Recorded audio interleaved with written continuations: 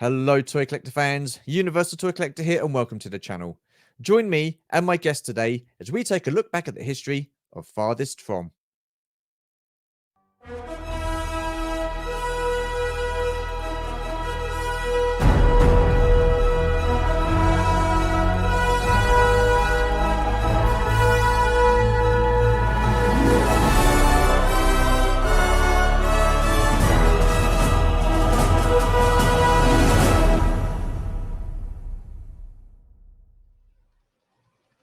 Okay then, so yes, we will be talking all things Farthest From, and to help me do that, I would like to welcome to the channel for the first time, that is Dave. Hello sir, how are you? Hi Stu, how you doing? Very good. Thank you very much for joining me. Really appreciate you taking the time out and having this chat with me. So looking forward to chatting with you. Yeah, no, thanks for having me on. I mean, it's I don't get the chance to do these things that often, so it's really cool and a huge honor to be on the show. So awesome. No, I feel very privileged to have you on the channel. Thank you so much. Let's just clear one thing up. Your My Little Pony collection in the background. Now, I know a lot of friends of mine will be giving me stick for My Little Pony. Can you please just explain your My Little Pony collection, please? So we are currently recording in the it's an office. It's not really a spare room, because if you put a bed in here, we live in a small place,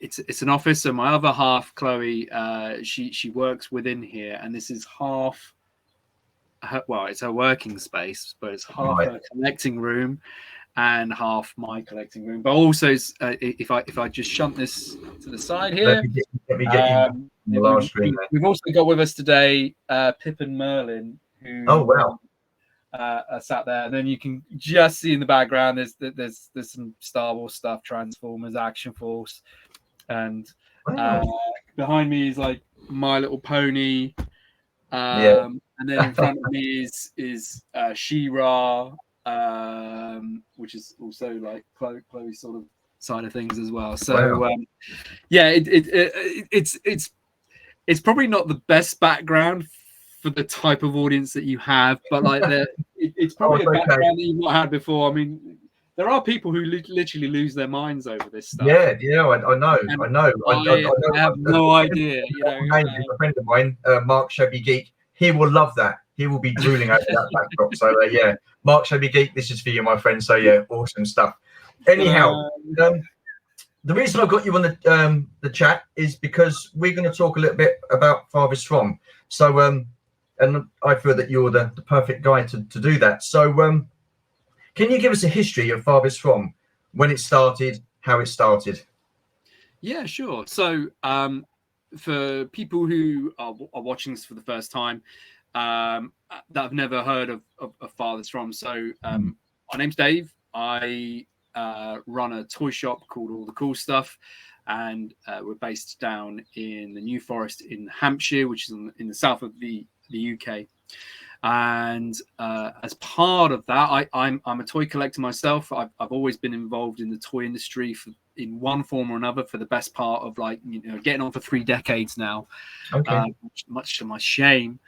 But All the Cool Stuff has been running as a retail outlet for coming up to 14 years. But just over 10 years ago, I've always been a vintage Star Wars collector, and I was sort of, and I've been involved in had the good fortune to be involved in lots of different projects. But just over a decade or so ago, I was a little bit frustrated with that the Star Wars vintage community was very tribal. And everybody, and it still is to a degree today, but it's changed a lot, and that's through the advent of like social media. But it was sort of like very fractured, and in the heydays and the good old days of like Star Wars collecting, of like things like forums, it felt like you had like these communities, but like forums were dying, and people were migrating over to social media, particularly with like Facebook, but they didn't seem to necessarily have that community that they had when you were as a collecting community on like forums. It kind of fractured a little bit. It's changed now, and it's much stronger. But I just thought, well, everybody goes on about the days of toy collecting, and when you go to shows and you go to like a dusty, dingy church hall or something like that, and you'd be able to find like all these vintage stuff. You know, now it's all modern or whatever. So I just decided, well, sorry, let me rewind. I was inspired by an actual podcast at the time, which was the Kivecast, which is done by the Star Wars Collectors Archive. And I completely missed out on the start of that, and I discovered it, you know, that where they were like sort of like 10 episodes in, so I managed to like sort of like binge listen to all of these episodes, and I thought, well, this is great, you know, this is digesting like vintage Star Wars collecting in a way that I'm enjoying it, and Steve Danley and Sky Payne, the guys behind it, were just literally not necessarily performing to a timetable and doing things in their own way that they wanted to, and sharing it with other people. So I took that that as inspiration to create my own thing, and Farthest From was the result of that, of going back to creating a vintage, well not vintage, but a toy show that is themed around those vintage cues of like Star Wars toy collecting. And it also allowed everybody, and for those who have never been to it before, there are many great shows that are out there for Star Wars collecting, but Farthest From is still the only one that is purely all about just the stuff from the 70s and 80s, and it's not a massive show. It's not ever supposed to be a massive show. It's a love letter to the shows that you used to have, like in the late 80s and the early 90s. You know, it is a love letter to them. It's called Farthest From for a reason, because we're in the middle of nowhere.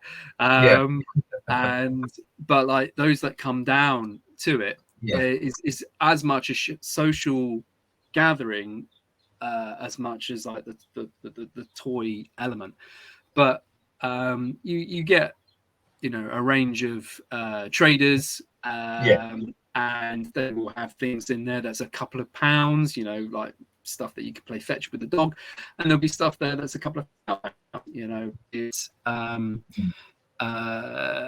like carded action figures or vehicles and places that are boxed or maybe even graded. You know, it's trying to allow people a platform to have a look at these things, because at the point in time when I created it, people were only buying online, and it was almost like they'd lost the ability to go see these things and hold it in their hands, and then you know, do I want to buy this thing or not? You know, eBay had kind of overtaken everything at this point to be the primary platform for like buying and selling. So that was like done a decade ago, 20 plus shows on. You know, we're still in the same venue, so it's not got any bigger, because that's the whole idea, that's the whole point of it. Because the venue that you're at is, the venue that you're at is in Fordingbridge, isn't it? And is it the town hall that's just across the road from the shop? Yes, that's right. So so we're based in Fordingbridge, the actual All the Cool Stuff store, and the town hall. We're very fortunate. The town hall is opposite, so it's held in there. But we've had the privilege over this time to have many people visit internationally, and be guests of the show. and these range from like Gus and Duncan from the Star Wars Collector's Archive. Okay. Gus has been over several times actually, but they've done book signings. Shane Turgeon from Canada with the Force in the Flesh books. Matthias Rendell, Swedish collector, who's done A New Proof and Kremlin Strikes Back. Stéphane Farcourt and Yann Leroux for the French Touch books, where they've come over from like France. We've had visitors from like Ireland, from Spain, from Germany. Wow. So it's built up almost like a cult following. In many respects, which blows my mind really, because I just look at it. I think that's fantastic. Yeah, definitely. It's the size of a tennis court, the whole thing. Want to come and check it out and enjoy it. And then for this one we've got coming up, we've got Bob Breakin, who is the ex lead designer and chief designer for certain toy lines. It's not his first time because we do other toy shows as well. So we historically do Roll Out Roll Call, which is a Transformers and G.I. Joe show. And Bob's heritage within that, he's been linked to the show a couple of times before. But we also do like Girls Go Retro, which is more of this sort of thing. Awesome. Which is Masters of the Universe and She-Ra. Lego show as well. There's because we're it makes it quite easy to like do events that are based on brands that we have that go on and that. So you say you're predominantly, you started off because it was like you wanted it to be vintage Star Wars. How difficult is that now to actually get people in stall holders in that sell vintage Star Wars? Because a lot of the modern stuff is sort of like taken over. So I go to like Sandown and Echo Live and places like that, and it's very, very it is hard to come by now, this vintage Star Wars stuff. So how difficult is it for you to get your stall holders in with just vintage Star Wars? So it's a bit 6 of one and half dozen of the other, and it's not really going to be an answer to the question, because back when we started, there were certain traders, and some are still going, like Star Zone Toys, like Darren Simpson, but like others that were quite prolific, and they kind of just sort of given up really, they're no longer around, because you would go to the likes of at that point in time memorabilia, and like you say, you got the Barry Potter fairs that have kind of like taken that slot now for toy collector shows, and then like Echo Live is an amazing amalgamation. It's like the ultimate supermarket experience for Star Wars merchandise and toys. But like now what you actually get are more traders who have adopted and made social media their prime, right, or so to speak. So they will be selling through Facebook predominantly. And you get people who sell up collections as well. They'll come to the show and just like go, oh look, I'm selling up, or I'm having a thin, not quite selling up, but thinning down. And they'll use the event to be there for a way to sell their products or parts of their collection. And equally, this is almost a little bit of an inside secret. I'll probably get like shouted at by a couple of people for this, but there are a couple of collectors that will have a stall regardless of what they've got for sale, because Right. they're getting in there before everybody else to then have a Right. look around at their own collections. Yeah. So they're not necessarily interested in like, hey, I've got all this for sale. They just want access and first dibs before anybody else, and they will pay for that privilege to be there Right. ahead of the early bird tickets or like general entry, because it's, you know, they're getting 2 hours head start on everybody else. But you know, the folks that are in do that are very, very specific in things they look for now. Whereas, and it can be very frustrating if you are very narrow in your collecting tastes. I try to, you know, as a collector personally, I try to be into as many different things as possible, so that way things are always interesting and entertaining, and you're not going to get frustrated or bummed out because certain prices go up or the availability goes up.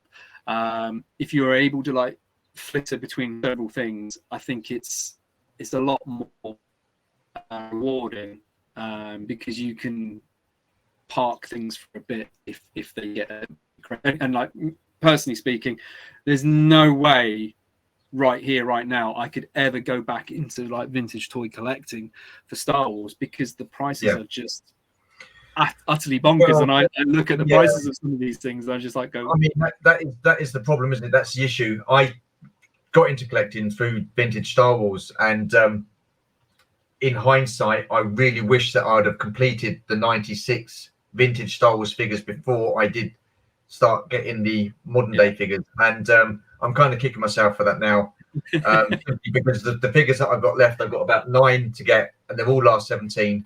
And they're going through the roof. And, you know, I've already got Yak Face and a Manaman, so, you know, I'm okay with those. But even the rest, like who was it, the Imperial Dignitary, I mean, again, going for silly money. Then you've got Barada going for silly money, Luke in Poncho, R2D2 sensor scope, you know. And it's when I buy a figure, I want it to be half decent. Do you know what I mean? If I'm paying that much money for it, then I want it to be complete. I want it to have, you know, good paint apps and stuff like that. And they're just hard to come by now. And what's your take on the Hasbro Retro Collection, the Star Wars figures? Because they, interestingly enough, just released a Yak Face. Now that will really irk a lot of collectors, especially those that have spent a lot of money on the original vintage Yak Face. How much of a detriment do you think that is to vintage collectors? So that is a really good question, because as a toy retailer, I do work quite closely with Hasbro in various different capacities.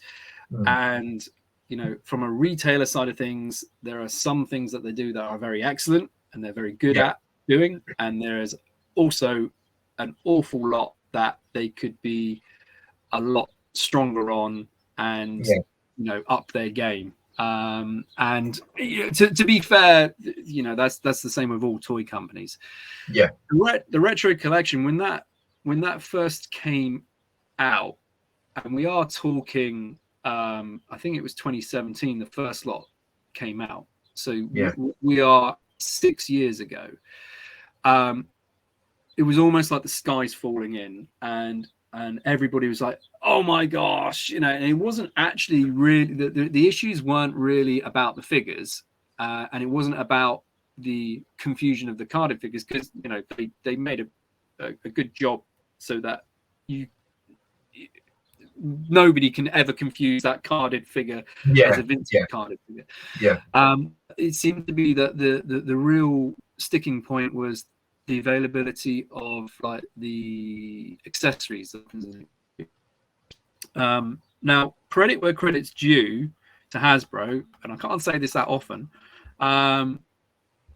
they've been way more restrained than I thought they were going to be. I literally thought that for them, they'd be like, you know, because they brought back the vintage collection, which is the modern versions, the modern sculpting, the super articulation on those vintage style cards, because they realized after a period of time that it was the sizzle, not you know. So where they went to the Black Series 3 3/4 inch, and then they went to like 5-point articulation through the Disney movies, you know, they were blaming the consumer with like the saturation of Star Wars, and it was anything but that. It was like your product is wrong, you know. You but they can't admit to that, because the moment someone does, they lose their job. So you blame the consumer and other external factors, when, you know, Star Wars doesn't need movies to sell product. It never, you know, up to the Disney movies, it was doing gangbusters before then. So that argument holds no weight. But when they realized that they could do this and knock it out, I think that they've, if anything, held back, and it's now starting to slip in a little bit more, because you've had the Return of the Jedi wave, and then they're doing the boxed versions, and then they you know, in extra characters, and they're bringing in new sculpts. So you had, to begin with, Tarkin, and then Snowspeeder Luke, and now they're doing Mon Mothma, and then they bring in new versions of the characters from like the Mandalorian, and they've done 2 waves of those, and then, you know, other figures here and there. Overall, I don't think it's had any effect on any of it. Truthfully, I don't think, you know, and I think, you know, the we're in a sort of like a point of things cool off a little bit with like vintage collectibles, you know. So you had an incredible surge with the Disney movies, and there hasn't been any movies for a few years, but the Mandalorian's taken up that slack.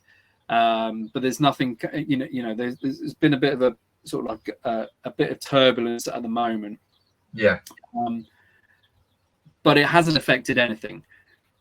But when it comes to Yak Face, it's a character that nobody ever would want. You know, it's never in anybody's top 5 like favorite characters, but it would be in their top 5 holy grails for like their toy collecting, you know. So to redo Yak Face is arguably knowingly going to rattle cages, because you're doing a collectible thing that then people are like, oh my gosh, you know, is this going to like crash the market for like Yak Faces? But also at the same time, Hasbro, if you can look at a wider picture beyond Star Wars for like 2 minutes, and I'll come back round to it, and it will make sense as to what's going on with this. Hasbro licensed Star Wars from Disney currently, but one of the products that they more or less have the majority control over is Transformers. And within Transformers, in the last sort of like 15 years, there has been this explosion, like literal explosion of third-party Transformers that are the very thing that Hasbro refused to make. And they are, you know, incredibly complex designed and engineered things, because to design a Transformer takes an awful lot more work than, say, like an action figure, because of the amount of engineering that's involved and the number of parts required and stuff like that.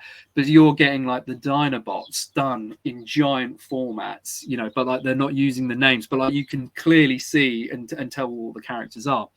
So Hasbro really started to react quite, you know, we're seeing what was going on with those products and fan attention going elsewhere. So they started really ramping up things like the Masterpiece series, which were like the, you know, the chef's kiss of like Transformers. If you ever have like the ultimate masterpiece requisite. Then they started like mining back all like the old characters from like the 80s and into the 90s and redoing them in the current lines and things like that, to the point where it blurs the lines of who's this really aimed at. Is, you know, it's not aimed at it's not a kid's toy anymore, because a caravan is not going to appeal to a kid. The Michael Bay movies, where they're like all like sports cars, do appeal to kids. But like you're creating products that, you know, are aimed at their dads, not the kids. And is it because it's been slightly influenced to what is going in the sort of like third party, that they're thinking we're losing out on sales here? Coming back to Star Wars, is potentially the same ethos being applied here, that that they look at the popularity of the vintage toy line, and they can see that there are third party companies that create these things, you know, and we have come a long way in a very short space of time from what would be someone's pipe dream of like, well, you know, I customize this toy to fully at home, three-dimensionally sculpting this on a computer, and then being able to print that, not perfectly, but print it at home as well. Now, my background is in product design, and you know, in the mid 2000s, you know, this would have been like science fiction to have, you know, 3D software that you weren't paying thousands of pounds a year for the license to like use the software, let alone to be able to do like rapid prototyping in your home. Because again, you know, to get anything made, you know, cost hundreds of pounds. But not, now we can do that, and you can see that it's created this incredible cottage industry that is very creative. That also sadly splits people with particular to Star Wars almost down the middle. You're either for it, you're against it. And it's quite sad, because like these things are polarizing to a degree that people can't necessarily just take either person's feelings and just go, you know what, that's cool, because you know, it's, you know, so people are either demonized for it or otherwise.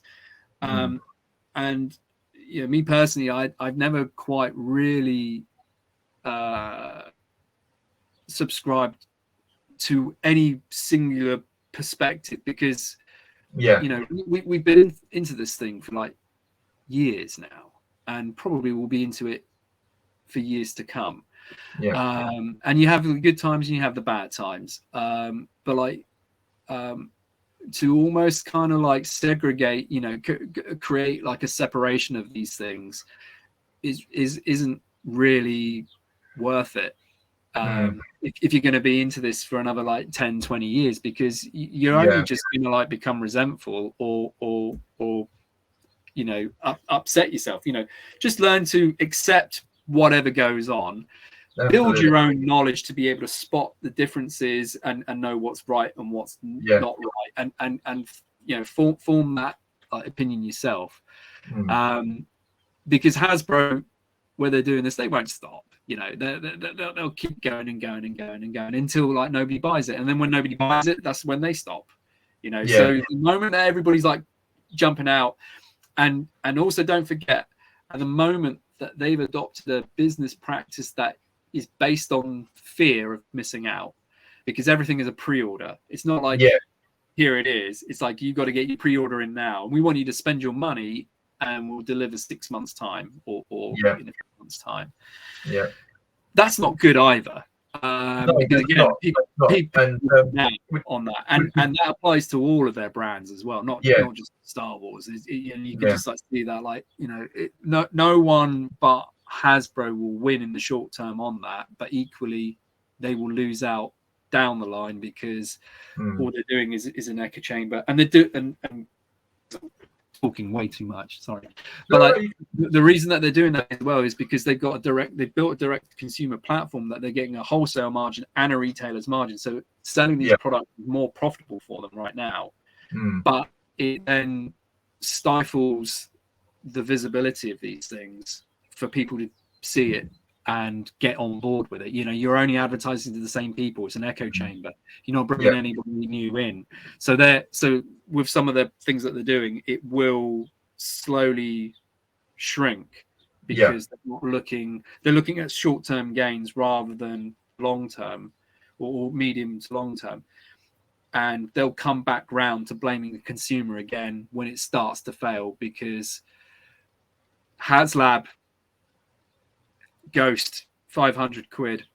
Yeah. It's incredible, but is it 500 quid? And you're asking people to shell out for something, and then deliver on that, you know, in 12 months' time. I don't know. The thing is, I think with the HasLab project, it's there if people want it, and people will vote with their wallets. If they want an item, they want it bad enough, they'll buy it. And I can see why they're doing that as a Kickstarter, so to speak. Because if they mass produce that, they won't make their money back on that. Because your average everyday Joe's not going to spend 500 quid in the toy store. The toy store is not going to supply it anyway because they're not going to have the space to store it. Yeah. And then because, like I say, people won't spend that kind of money. They'll end up getting reduced, so they're going to be losing money on it anyway. So at least with the fundraiser or the Kickstarter campaign, they know how many people want it. They will build that amount, and they will get full price for that amount. To me, that as a business, that makes perfect sense. Why would you overproduce? In a market where people aren't going to be able to afford to pay 500 quid, they're not going to get the money they want back from it, and then it's going to be on a reduce. I mean, you see it with some of the lesser ships in the vintage collection, or some of the stuff from, like, say, the Last Jedi or the Force Awakens and those kind of things. You know, so in that sense, it is, as a business, it does make perfect sense.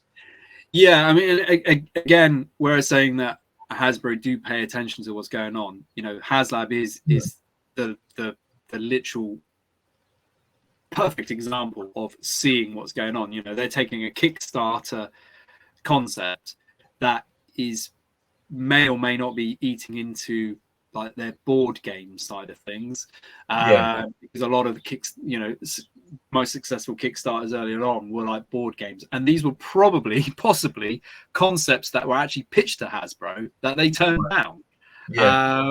Then they were like, well, look, we're going to go off and make it ourselves, and then boom, all of a sudden it goes like great guns.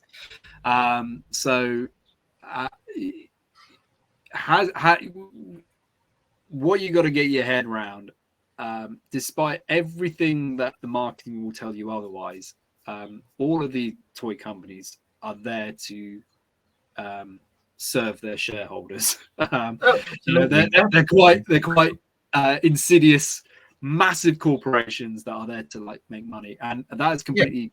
But the way that they will market these things sometimes is happy. Oh, we're as big as fan as you, and that's why we're giving you the opportunities. As long as you can see through all of that, and like you say, make that choice. Because do you need the Ghost in your collection? Is it an integral part? Then no, you could probably live without it. It's arguably quite specific. But if you're then making, say, like certain elements like the action figures, like could you've had the Ghost crew available as a wave, that is then accessible to the majority of the kids, who are now like picking these things up on like streaming services. Then I think you are kind of almost taking away elements there, but like a Black Series Rancor is never going to sell at retail, so picking the things that are not essential to your, they're not like the if you didn't get one for your collection, it's not like your collection's incomplete. I think when you pick elements like that, then that works well. And again, Hasbro previously had, because all of this is fine tuning, but outside of Star Wars brand, again, Hasbro had like the Transformers Collectors Club and the G.I. Joe Collectors Club, and they used to have what they called the figure subscription service, and these were the majority of them existing products that were redecorated with like a different head sculpt or something like that to like create a new character. And a lot of these characters, they weren't necessarily like must-haves. They were like almost the fringe characters and things like that. So you didn't have to go with it. And they were charging a premium for these things because the production quality was way lower than a retail product. But it then all of this sort of like it's all data that comes back into the Hasbro algorithm of like, what can we do for this and improve on it. So like HasLab is again like one of these things that like filter into it. But it's exciting times. It's exciting times. But I think there is Hasbro's move to doing Yak Face specifically, I think, is a bit of a not so much a blow, but he just kind of like, oh come on, man. But like doing one master, I think that's cool. So I understand where collectors are coming from. If someone spent like, say, for example, I don't know what the going rate is now, but I mean, back when I got my Yak Face, it was around £300. I mean, that was 2 or 3 years ago, so it's probably gone up even more then. If someone's looking to sell that, they've got a potential buyer, then they say, oh, hang on a minute, I can get that for like 12 quid, 14 quid, or however much it's going to be, or you've got to pay that money to get it in the, So even if you're buying the whole box, you're still paying less than what you would do when you're getting an actual vintage. But then does that depend on the collector? Does that depend on whether they want it to be original vintage, or some people are just happy to have a Yak Face in their collection? Yeah, I actually don't think it affects the demand on the vintage side of things, because the people who are buying those things, they want the original. I have yet to come across anybody who has said, you know what, I'm cool with that Stormtrooper being a 2017 retro series one. I don't need a vintage one. The people that buy it do want those. I think what comes into the question and the argument and the debates that like Storm creates, like the problem is could at any point, and it'd be crazy to think it wouldn't, and sometimes intentionally and sometimes otherwise, but people being misled that something is being sold as a genuine article actually isn't. Well, there is that, But equally for everything that is there, we now have an incredible amount of resources at our fingertips, literally in our pockets with phones. To be able to look this stuff up. There's all the stuff that you do. It all serves to like build people's knowledge base on like toy collecting, across YouTube in itself, like the various different channels. People have people that they will follow, and they will be giving information. There's on social media, there's literal groups that go into the minutia about reproduction weapons and what to look out for. So the information is there at our fingertips. So whilst there is the potential to be misled, we've also, credit where credit's due to all the work that everybody's been putting in. We also have this incredible amount of information that's available to be able to look this stuff up. So that if you were misled, I'm not saying that like serves you right or whatever, but like people need to do their homework. If you're paying £300 and you're not doing some form of due diligence, with literally it being available to you on a plate, then like, you know, you and don't get me wrong, because we've all been burnt in transactions. I have many times, you know, had things that have gone south, like more than I care to like think about. But it is also part of a painful learning process of being a collector. You do have things that go wrong, and deals that go south, or things that get lost, or things that turn up and get damaged. You know, it's part of being a collector, sadly. Yeah, that's a long answer. Sorry. That's okay. So I find it all very interesting, and it's great to get someone else's take on it. Really, you know, because you, like you say, you deal with Hasbro and retail and stuff like that. And you said at the beginning it was quite a fractious. Well, Star Wars is quite a fractious group of fans anyway. Do you see much of that in any of your stall holders? I mean, do you get the same faces turn up, you know, weekend or like show after show? And how many shows do you do a year? Do you get the same faces? Does it vary? No, it does. So you're lucky in the sense of that you build up a lot of friendships with people. And you will have exactly the same effect, because you're putting a lot of time, effort, and energy into these things, like talking to people, and people will watch them, and then, you know, by extension of that, people know you better as a result of you putting yourself out there. So when you go to these things, you know, more and more people will say, "Hey, how you doing?" and all this sort of thing. Because I'm in a physical space as a retailer, and I do shows. So you know, I do a lot of Lego shows. I do a lot of Comic Cons. You know, people get to see you, and then they're like catching up, and they're talking to you and about the things that they're into and stuff like that. If I'm completely honest, the fractured thing literally exists in the electronic sense, because when you're with a person, you know, their particular opinions, their political opinions, their beliefs, whatever, it actually never surfaces to anything when you're like with someone and just like talking away. But like when you are in the online side of things, that's when all hell breaks loose, you know. So I don't think I've ever had like a disagreement with anybody. You know, there's plenty of debates, and that's really cool. But like when you're, that's the difference. That conversation can take place person to person, and nobody get bent out of shape. But if that conversation was to take place over, like, you know, responding to posts, then all of a hell or a tweet, then all of, you know, it all blows up and it goes crazy.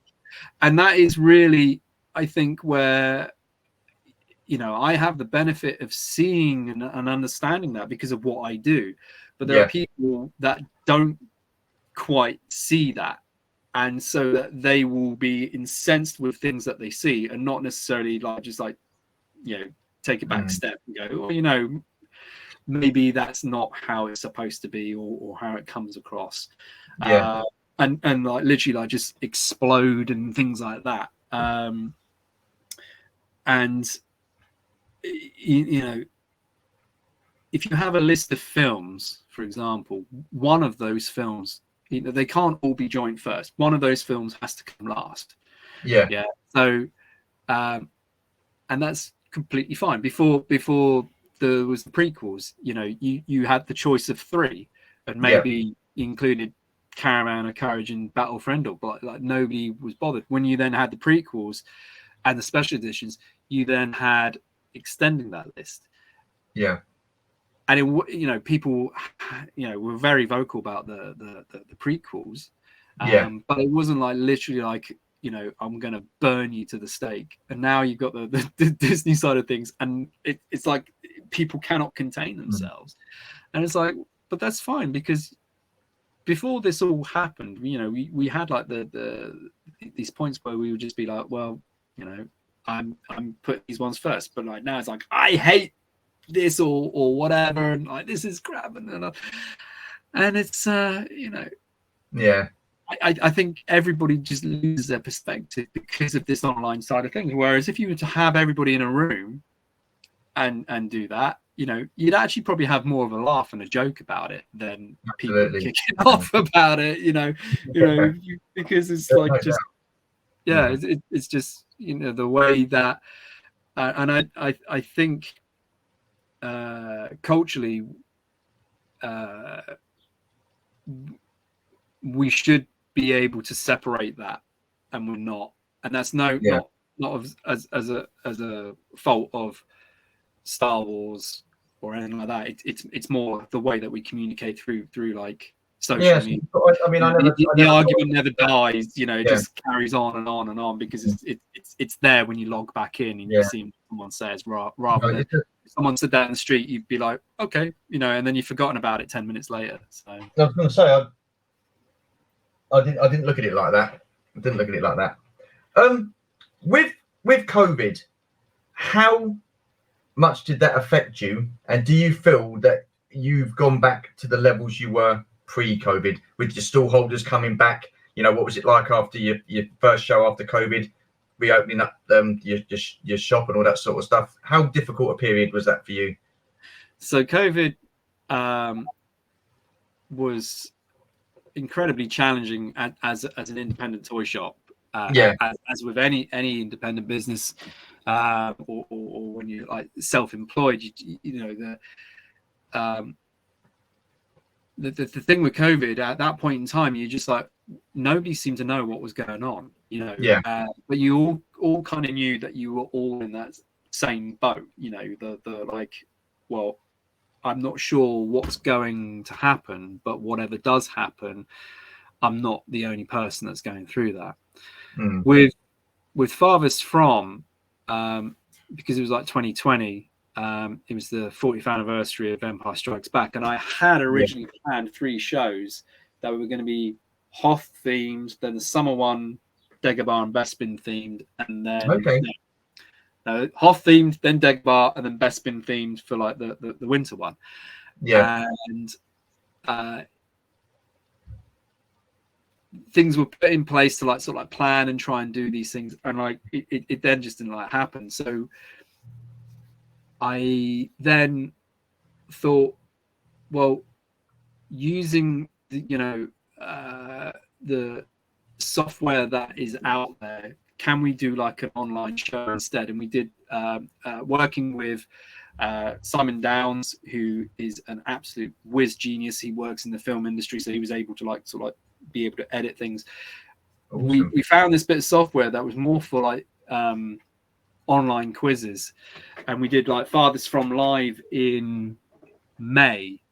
And we had like people talking, like recording messages, just like saying, hi, hang in there, hope everyone's all right, And it was more kind of like sort of like keep idle minds, working. And I think it was 6 hours the first one, and it went down really well. Like I was really surprised at the response because nobody else was doing anything like that, and it was kind of like, well, look, this is what it was on the Sunday that was supposed to be like Farthest From, and we said, well, look, we're going to do like an online version instead. We're going to do like a live stream, and it went down really well. And so we said, well, look, where we were going to do the Empire Strikes Back side of things, let's do a real kind of tribute to the 40th anniversary, and do that for the summer Farthest From.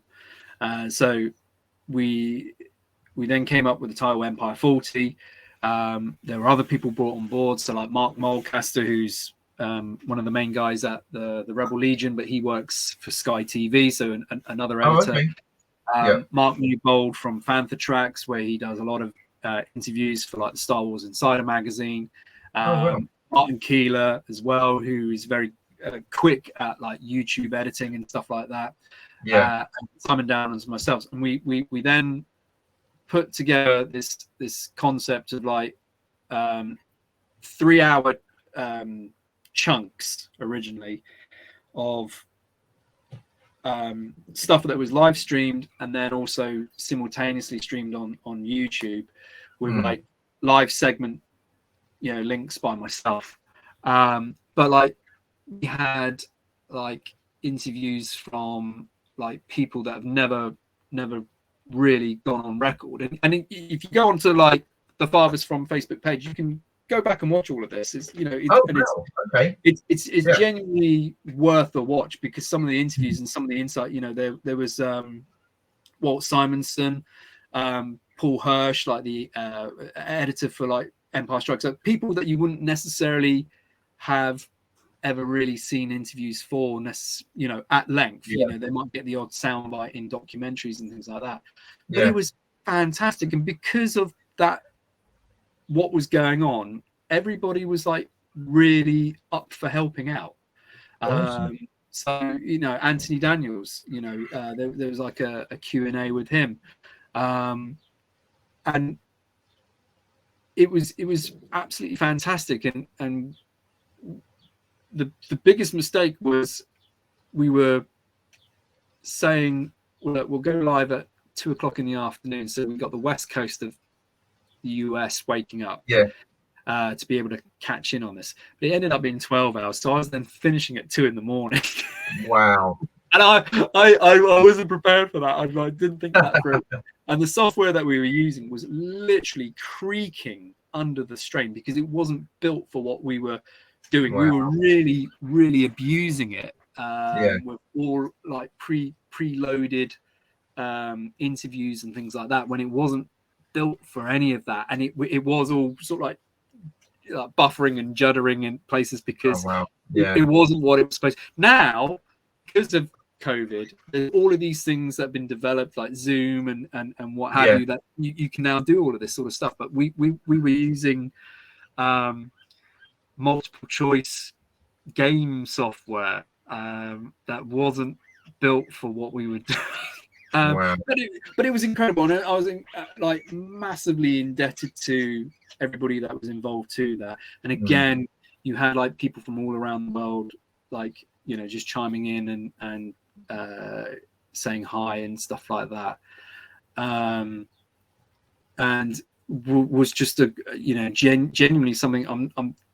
I get involved in a lot of things. I'm never fully happy with how they materialize, because you always think, oh, if I only had more time, if I only had more money and things like that. But like with Empire 40, given the constraints that we were under with like social distancing and stuff like that, it was incredible tribute to the 40th anniversary of Empire Strikes Back. And if ever you get a chance, it's in 3 chunks, but you can go on the Farthest From Facebook page. Definitely. And just to let you know as well, I'll leave the Facebook link to Farthest From in the description below on this video for you as well. Sure. So thank you. Awesome. No, not a problem at all. Not a problem at all. So I was going to say, like, in terms of getting back to where we are now, I would say we are there. Because the first Farthest From that we had was in 2021, right? And face masks were then mandatory again. So because 2 weeks beforehand we did roll out roll call, and they weren't. And then that was when what's the strain of Omicron? When Omicron like came out, they then quickly brought back in face masks. So there that first Farthest From, everybody came out for it, but everybody's like masked up, and there was this incredible electricity of like, you know, it's great to see everybody again, but like also like, we've gone through 2 years of this, are we about to go through like another bout of it? And it has changed things in many ways, so you can't really go back and compare like for like, because other things come in out of the woodwork as well. So like the cost of living has an effect on people, you know. To get here, you know, many people do travel, there's the fuel cost. You know, the New Forest is built for like tourism, but like the accommodation costs have gone up and things like that as well. So that then has a knock-on effect for folk as well. But I think you just got to, you know, come to terms with that, and then either just work with it or bring in other elements that may be appealing to other people. So like having Bob Breakin come down this weekend, you know, a lot of people haven't had the chance to like literally have some one-on-one time. He's prepared a whole new presentation based on the Star Wars years at like Palatoy. So we can to like be able to like, you know, have that chance to like literally see that and get that insight. It's you know, that's a great opportunity alone. So you know, if you can make it work for people, then they'll do their best to help you in return. Awesome stuff.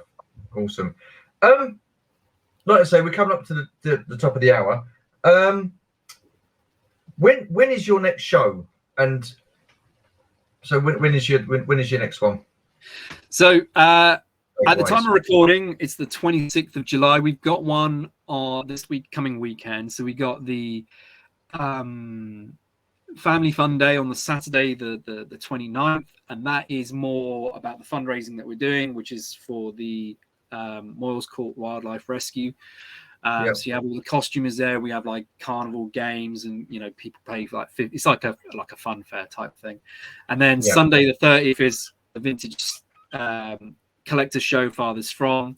So that's all the stuff from the 70s and 80s. We will then have a break until December, and then normally I don't quote me on it, but it's normally the second Sunday of December, and that's a Christmas show. We then normally do a Christmas evening the night before with like a Christmas meal and like entertainment and special talks and presentations, and that's always a really popular one for folk.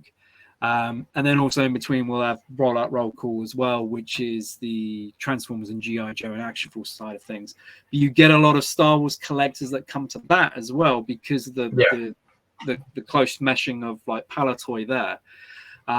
So even though the different brands and franchises, there is like crossover that people do tend to like come to those shows because not so much that they collect that stuff too, and many of them do, but like because there is the leapfrogging.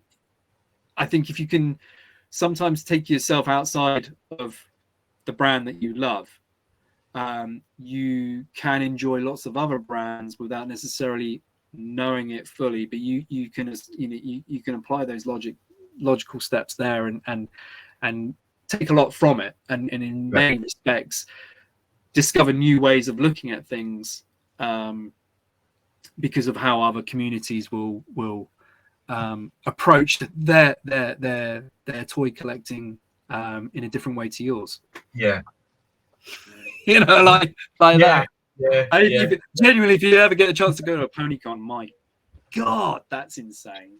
Like I'm sure it is, but not my cup of tea. And I respect and appreciate those that do collect My Little Pony, but it's not my cup of tea. Like I said to you in the green room, I do have one, but that was a very special one that was gifted to me by a couple of very good friends from the US. And that was because myself and my good lady wife, we did a 24-hour charity live stream in March in aid of Give Kids the World, and that's why I've got my Give Kids the World My Little Pony. So that is the one and only pony that I'll be getting. So yeah, awesome. You've done it now. They're all going to be sending you stuff now. You're going to be getting care packages of My Little Pony. No. Everybody still wants them. Send Stu your My Little Ponies. Do it now. Please don't. Honestly, I don't have the room. But Dave, it's been absolutely fantastic chatting to you. That hour has absolutely flown by, my friend. Sure. I will definitely be coming down to visit you guys on Sunday. We've been down a couple of times before. We've had a great time. It's a lovely little town or village, Fordham Bridge. So beautiful place. We sat at the pub, just on the little river, if you call it. Oh, the river. George. Yeah. That's very popular in the lovely pub, lovely food, and So I'll be looking forward to coming down and actually meeting you in person on Sunday. So yeah, awesome stuff. Fantastic. Well, no, I look forward to seeing you there, and Yeah, everybody else as well. absolutely. So you're on Facebook and Instagram, I assume. Yeah. Yeah. I don't Twitter. do Twitter. I never got to grips You with don't do it. Twitter. Yeah, no, I don't do Twitter. It just I'm more of a picture guy. Yeah. And so Instagram's great for that. Awesome. But yeah, all the cool stuff on Facebook or Farthest From as well. Within the realms of like Star Wars, there's a whole bunch of other things I get involved with, but like if you like the sort of like more the history side of things, there's the Palatoy archive as well, although admittedly I've not really done much with that at all over the last sort of like 5+ years. But like yeah, there's I'm very interested in toy history and British design as well. Awesome. So I have a great interest in British toy design. So like, but like equally at the same time, just come and grab me at any show. I'm at a lot of like Comic Cons, and you know, I'm more than happy to shoot the breeze. So awesome. and meet people and love talking about toy collecting and what people are into. You know, it's what makes this whole thing tick. You know, we're the beating heart of the whole thing. And some people get it, and some people will take a little bit longer to like, you know, pick up on that. But like, as long as like gentlemen like yourselves keep doing the work that you're doing, you know, there's always gonna be like collecting, because it's putting it out there for people to see, learn, and digest. So you know, it's all great stuff. It's great stuff. Awesome. Really appreciate that. Thank you. So that has come to the end of the chat. I shall leave all your links in the description below for your social media. Thank you. If any of you guys watching, you're at Loose End on Sunday, go down to Fordingbridge and visit all the cool stuff and the Star Wars toy show from Farthest From. So just want to say thank you all for watching. Really appreciate your time. Appreciate Dave taking the time out to have this chat. Very much appreciated. All I've got left to say is, if you're new to the channel, feel free to comment, like, and subscribe. Hit that notification bell to let you know of more content. And as always, there will be more content. Appreciate your support. Thank you for watching. Take care. Stay safe. And we shall see you in the next video. Cheers for now. Bye-bye. Cheers, Dave.